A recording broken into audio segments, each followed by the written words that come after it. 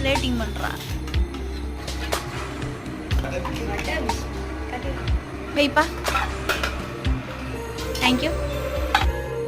மாமா ஆஹா பாயசம் வச்சுக்கிறேன். மாமி வீட்டில் என்ன பாரபட்சம், லட்சக்கணக்கான பேர் பார்த்துட்டு இருக்கிறாங்க.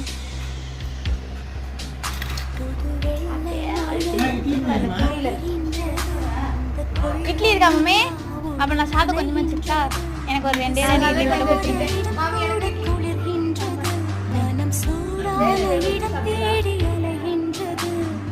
வெள்ளை மழை பொழிகின்றது.